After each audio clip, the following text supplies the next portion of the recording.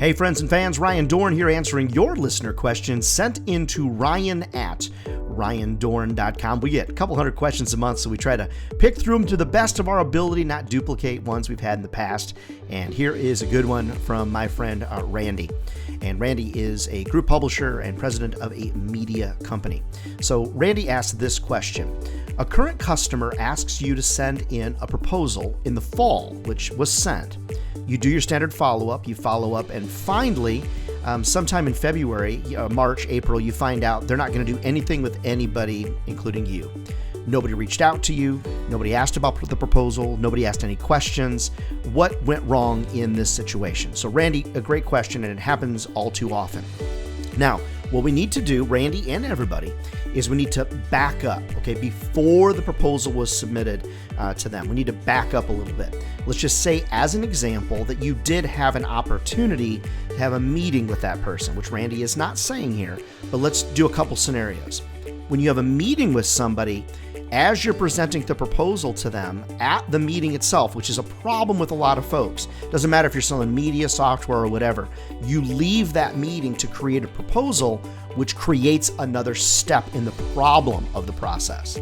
So very rarely anymore am I leaving meetings to create proposals. Instead, I'm going with ideas and recommendations to try to get buy-in right there on the spot, which helps me avoid this situation of ghosting that's here. Okay?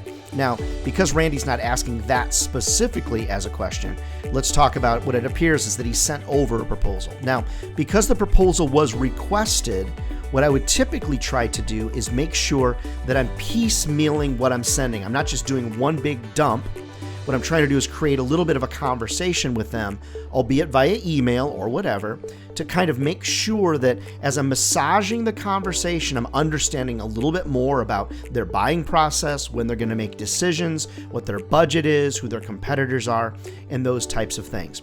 So when someone requests a proposal from me, my standard response to them is actually going to be, hey, if you would, just answer these 3 questions for me so I can make sure what I send makes sense to you. And so that gives me a little more intel into what they're trying to do.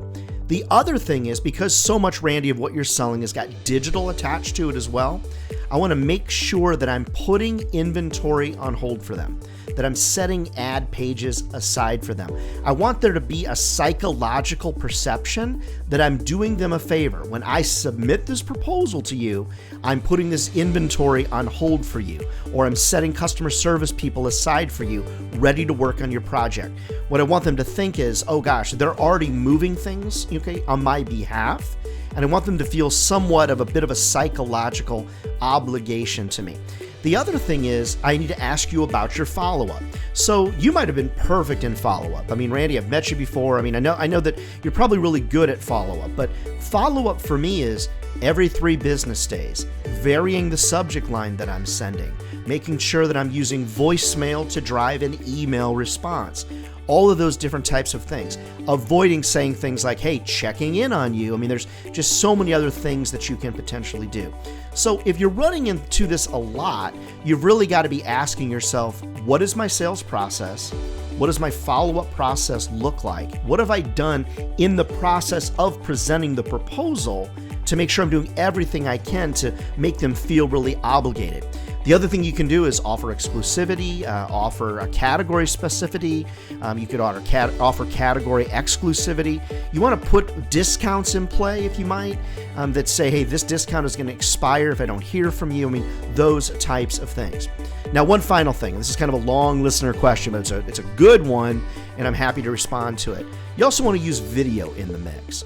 Be using video to present your ideas, using video in follow-up. I'm a big fan, as a lot of you know, of tools like Loom or Vidyard to do that type of follow-up. So, Randy, really common situation, a lot of steps before the proposal was sent that maybe could have helped with that, but I hope that gives you a gentle idea or a general idea of how I try to handle not being ghosted. A lot of it is just in controlling a lot of that follow-up as well. So, Randy, everybody, great questions. Thanks so much for sending them in. Hey, keep your questions coming.